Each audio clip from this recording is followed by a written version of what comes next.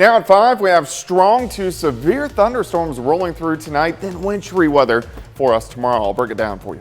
Plus, sentencing for the 4th suspect out of 9 in a Lawrence County murder case, and how inflation is impacting an area nonprofit. The 4 states' most watched news starts now. We'll see significant ice accumulation across the 4 states. This is KOAM News at 5. We go straight to Chief Meteorologist Doug Heddy. Yeah, here we go again. We got the winter storm 2 weeks ago. This isn't going to produce as much snow as what we did get in most locations, but we are going to have a decent amount of ice and then snow on top. So everybody in the purple, these are winter weather advisories, winter storm warnings. In the pink for our northern counties for mainly very heavy amounts of snow. Already we have some light showers which have been popping up over the past couple hours, but you can see that's it. That's all we see at this point in time. But as our cold front rolls in, things will really get going. Of course, it's very windy. We have these south winds at about 20 to 30 miles per hour, and then we've been getting gusts 40 to 50 at times throughout the afternoon. All right, let's go through the evening hours. Here's the front. Here's 8 p.m. Thunderstorms start getting going along the front. Some of these are going to be strong to possibly severe. Heavy amounts of rain for us tonight. I'm going to break this all down for you here in just a bit. See you then. A Missouri judge sentences the 4th of 9 suspects in a 2020 kidnapping and murder case in Lawrence County, Missouri. Kimberly Henderson pled guilty and is sentenced to 25 years in prison for first-degree robbery. Authorities say Henderson is one of 9 people involved in the kidnapping of 2 women and the murder of one of them, Sarah Pasco. The other woman survived. You can read more about the crime, including the sentences for 3 other suspects in this story at KOAMnewsnow.com. Independence, Kansas police arrest 2 suspects who allegedly threw a chemical bomb out of a vehicle. The incident happened on February 2nd. Police say Kendra Musgrove and Josh Wallace made the bomb and threw it near the home of Wallace's ex-wife. Both Musgrove and Wallace are charged with criminal use of explosives, attempted criminal damage to property, aggravated assault, and attempted arson. Area nonprofits are being hit hard by inflation on goods such as groceries and fuel. Well, the Area Agency on Aging says it's trying to work around that. The biggest program affected is Meals on Wheels. They say they've been stuck with funding from 2009. They say that, mixed with inflation, has made it difficult to deliver meals to their seniors.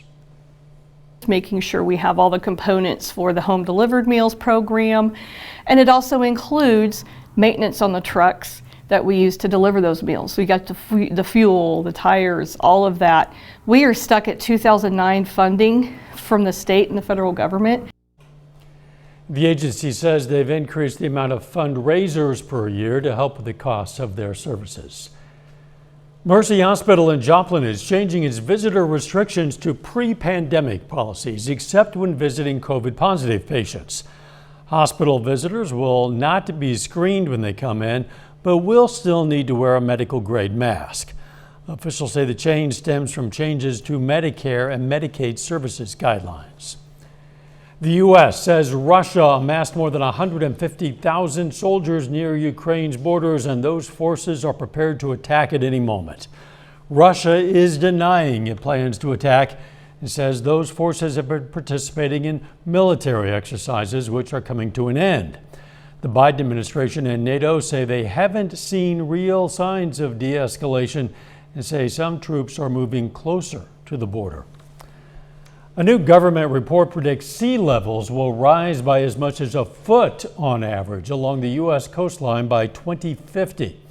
The report by the National Oceanic and Atmospheric Administration projects the levels will increase as much in the next 30 years as they did over the past century, no matter what's done now to combat climate change.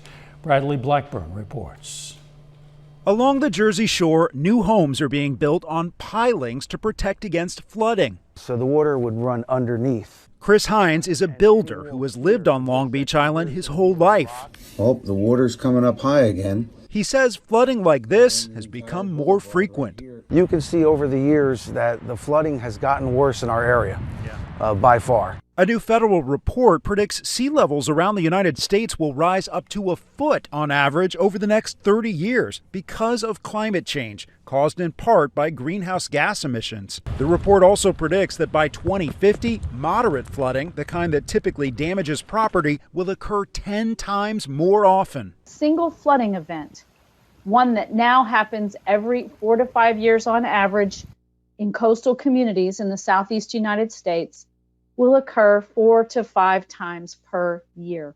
It's not just a concern during storms. The report says that rising sea levels are also leading to an increase in something called nuisance flooding, which can happen from high tides alone. When you have a full moon, a high tide, and rains, you're getting floods worse than we'd ever gotten over the past couple of years. I've seen the real difference in the past 5 years personally. Government scientists say if we don't curb future emissions, sea levels will likely keep rising, possibly up to another 2 feet by the end of this century.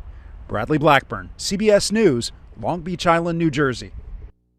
The report says the biggest rise in sea level over the next 30 years will be on the East Coast and Gulf Coast.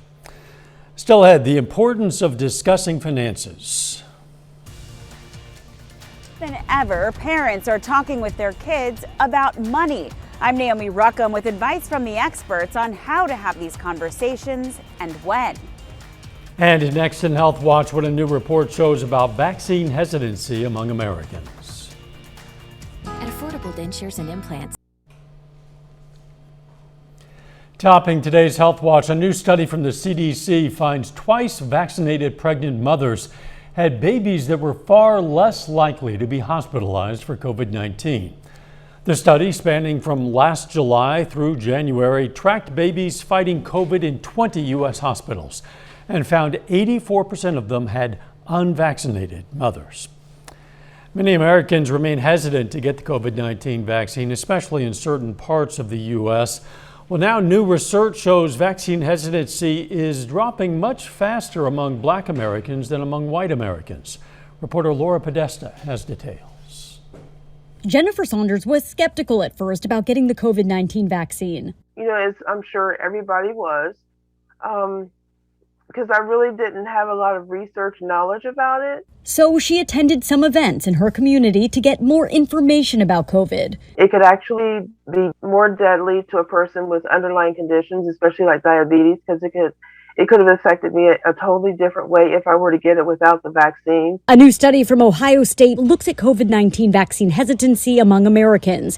While Black Americans were initially more hesitant than white Americans to get vaccinated, hesitance dropped faster among Black people. The thing we noticed is that they're more likely to come to believe over time that the vaccine is necessary to protect themselves and their community. And that could be an explanation for why overall Black Americans are becoming more willing to use the vaccine. Lead study author Dr. Tasleem Padamsi notes that initial vaccine hesitance among Black Americans may have been due in part to historical mistrust of the medical community. The focus should now be on access to vaccines, since fewer Black people are vaccinated than white people. It's probably not hesitance, and that makes us have to look at the other bucket of reasons why people might not be vaccinated. Those problems could have to do with ability to get transported to a vaccine site, knowing where one is near you, being worried that you won't be able to take time off work. Jennifer got her shot in April. Basically, the pros outweighed the cons for me at the end of the day. She received her booster in November and hopes more people choose to protect themselves. Laura Podesta, CBS News, New York. COVID-19 has disproportionately affected Black Americans in hospitalizations and in deaths.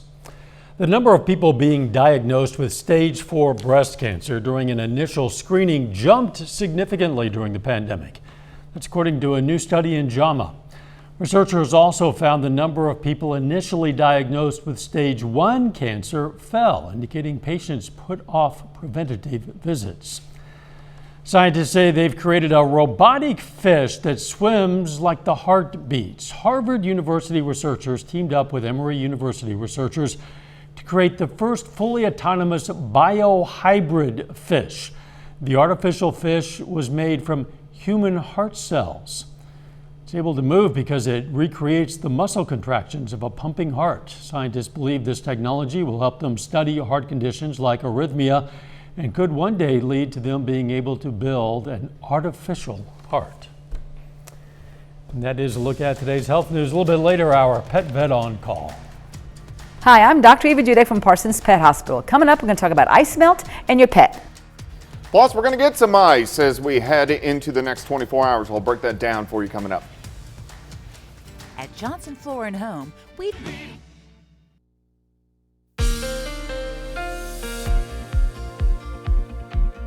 Well, it definitely turned out to be another mild, windy day for us today, leading up to our next storm system, which is beginning outside right now. We have the clouds, which have been increasing throughout the day, even a few little spotty showers across the region. Nice live shot. This is Indigo Sky Casino and Resort, of course, Indigo, just outside of Seneca, Missouri. All right, flash flood watch. Southwestern parts of Missouri. A lot of rain for us tonight. Winter weather advisories along and north of Interstate 44. Winter storm warnings into our northern counties as we get really two doses. We get rain, thunderstorms, ice, then snow. Right now you can see the showers popping up out across central Missouri, stretching back into southwestern Missouri. Still some light little showers popping up western parts of Jasper County down through Ottawa County. Nothing strong, nothing severe. This will change as we go through the evening hours. I put the wind barbs on and you can see how the blue and the red meet up right here in our northwestern counties. That's the front. As it slides in, thunderstorms are going to fire up right along that front, and then we're going to get thunderstorms training along the front as we go through the overnight hours tonight, producing very heavy amounts of rain. Sitting into the 60s, very windy again, south winds 20 to 30 sustained, gusts have been higher than that. Here's the front, so you can see Wichita's got a north wind now behind the front. Through the evening hours, we slide back through the 60s into the 50s. Now by morning, we're going to say about 6 a.m., 30s, 20s. So it really drops as we go through the overnight hours. Let's go through time. Let's go through the evening hours. Thunderstorms get going along the front. Some of these could be strong, maybe low-grade severe. If we had anything severe, it would be mainly hail and also some wind. Watch these storms continue to develop so we get a big mass of showers and thunderstorms. Here's shortly after midnight. And then as we go after the midnight hour, 2, 3 o'clock in the morning, very heavy amounts of rain along the I-44 corridor. You can see the pink popping up here, 4:30 in the morning. This is extremely heavy freezing rain. We're going to have thunder, freezing rain, and thunder sleet as we go through the overnight hours tonight. Let's go into the early morning hours. Here's 7 a.m. Now the Joplin Metro is thunder, freezing rain and thunder sleet. Pittsburgh, freezing rain and sleet. Snow in Yates Center. As we go through the morning hours, by 9 or 10 o'clock, we get a little bit of a lull. We get the dry slot that punches in, and then here we go again. Sleet by the noon hour. You can look at our temps. We're down near 20 degrees. Light snow during the afternoon. Out of here mid-afternoon. Here's a breakdown, your timeline. Rain tonight. Rain, rain, rain, rain. We go to ice, 6, 7, 8 a.m. over to snow as we go into the afternoon hours. A lot of ice, especially along north of I-44. A quarter, there's going to be some areas that pick up a ½ an inch of ice. We need to switch over to sleet real quickly. If we get that thunder freezing rain, these numbers are really going to pile up. Snow for us tonight into tomorrow, long and south of I-44, dusting to an inch. 1 to 2 in the light blue, 2 to 4 from Nevada to Independence, 4 to 8, Chanute, Yates Center, and then up toward Iola. Wow, lot. All right, 20s tomorrow, 39 Friday, back to 64 by Sunday. It's going to be a mess out there. Yeah, the roads are going to be bad tomorrow, especially tomorrow afternoon. Thanks, Doug. Coming up, a Commerce Department report on retail sales in January. First, though, we honor a local veteran. Homer Smith served in the U.S. Army from 1942 to 1945. The Oswego, Kansas native was stationed in Germany, France, and England, and we salute Private First Class Homer Smith, a four-state hero. Topping today's Consumer Watch, a spending snapback. According to the Commerce Department, retail sales rose 3.8% last month. That was much better than expected and a bounce back from a sharp drop in December. Online shopping helped the most, with consumers loading up on the virtual carts. Furniture sales also saw a boost. A survey from T. Rowe Price finds 47% of parents spoke to their kids about money at least once a week last year. That's up from 35% in 2017. Naomi Ruckham takes a look at how and when to start having these important conversations. This is what's inside my wallet. Second grader Gavin upgraded his piggy bank to a new Sonic the Hedgehog wallet, and his mom is helping him better understand what it means to save money. Would you rather have 2 candy bars right now or $100 tomorrow? $100. Gavin is 7, the age when money habits start to form, according to CBS News business analyst Jill Schlesinger. You also want to give up the concept of free versus what something costs, right? It's free to go play with your friend. It costs money to go buy a toy. She also suggests parents who give an allowance separate it from chores. Your kids should just do their chores. They're part of your household. I think an allowance should be based on something that you say to your kids, hey, you know what?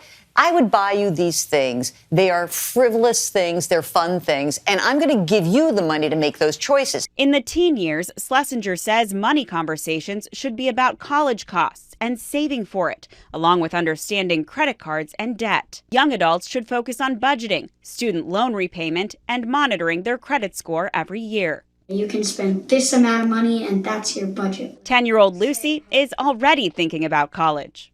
Isn't like some colleges like kind of like less money, like, and then maybe like a really good college would be like $1 million. She likely won't need $1 million, but Lucy says her parents want her to start saving now. Naomi Ruckham, CBS News, New York. Our pet vet on call next.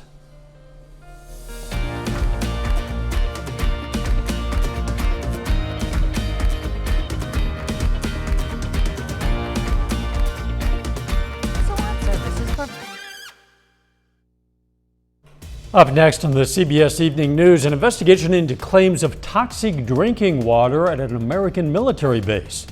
Then on KOAM News at 6, a Coffeyville, Kansas man is sentenced for a drive-by shooting death.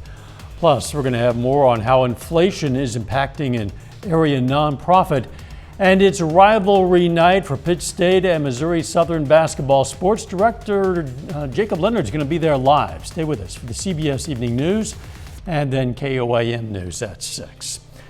Before the wintry weather returns, we have some advice from our pet vet on call. Sanji writes, my complex puts out ice melt. Is this harmful to my dog's feet? Yes, it is. Even the pet safe stuff is very, very potentially dangerous. Ice melt is a rock salt chemical. It's very irritating to the skin. It can cause rashes, irritation. It can even cause their feet pads to split. Then when they're indoors and trying to lick that stuff off, it can cause diarrhea, it can cause loose stools, it can cause vomiting. It is not good for your pets. If you can't avoid it, check into doggy booties. They make a lot of them and it will take care of all that problem. Hey, thanks for the question, Sanji. We invite questions from anyone. If you have one, you just send it to petvet@koamtv.com. Dr. Eva Dudek from the Parsons Pet Hospital answers a different question or brings us a fun fact every Wednesday right here on KOAM News at 5. You can also find answers to previous questions on our website. All right, let's check out our picks of the litter for the week. From the Joplin Humane Society, we have Hannah, an adult female domestic short hair cat. And from the SEK Humane Society, we have this 5-year-old male Labrador Retriever mix named Jack, who has no adoption fee and a free training consultation. If you're looking for a pet, why not check out your local Humane Society? Some nasty weather moving in, Doug. Yeah, showers, thunderstorms picking up mainly after 8 p.m. Now we're going to get some very heavy amounts of rain. Some of these storms could be strong to low-grade severe. So when we say low-grade severe, we're mainly talking winds gusting 50 to 60 and nickel to quarter-size hail. But again, very heavy amounts of rain. Then late tonight, We switch over to very heavy freezing rain, then heavy sleet, and then we go to light snow. Temperatures will drop all the way down into the teens by late tomorrow. Big switch. Yes, indeed. Thanks for joining us. We'll see you right back here for KOAM News at 6. Let's make it a great evening.